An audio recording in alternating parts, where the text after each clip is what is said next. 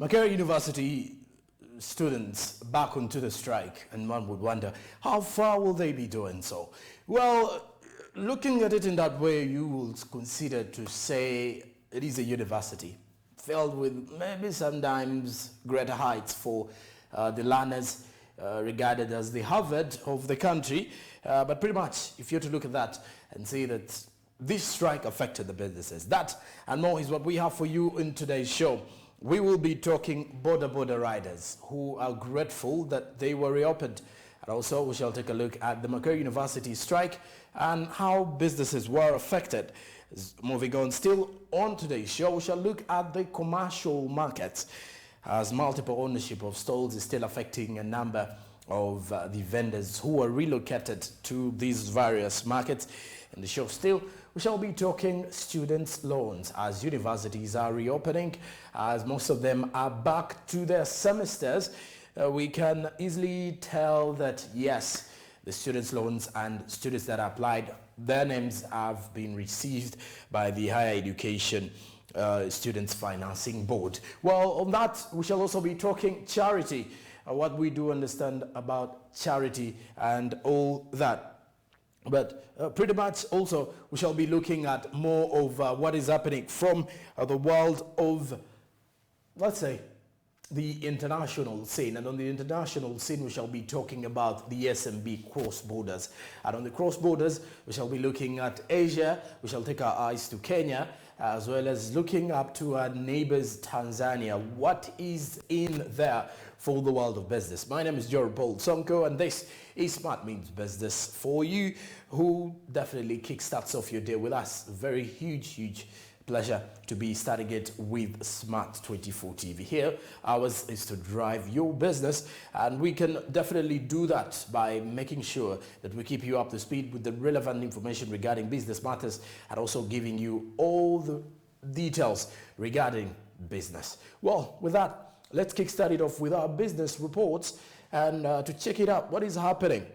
As a few weeks back, or when you look at the situation as the entire economy was reopened last month, curfew restrictions on border riders from 6 p.m. onwards that were imposed 2 years ago as a measure to control the spread of COVID-19, but also to control the security situation. The restriction had not been eased for the riders. However, speaking during the 41st Tarehe Sita celebrations in Mbale, President Museveni announced the reopening of the BODA, and they are now free to operate 24 hours.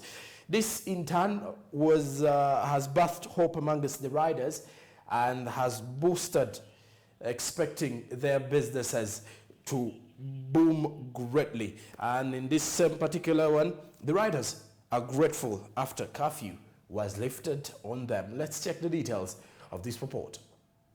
As the entire economy was reopened last month, curfew restrictions on border riders from 6 p.m. onwards that were imposed 2 years ago as a measure to control the spread of COVID, but also to control security situations. The restrictions have not been eased for the riders. However, speaking during the 41st Tarehe Sita celebrations in Mbale, Museveni announced the reopening of the border freely to operate 24 hours. This in turn has birthed hope amongst the riders as a boost is expected in their business.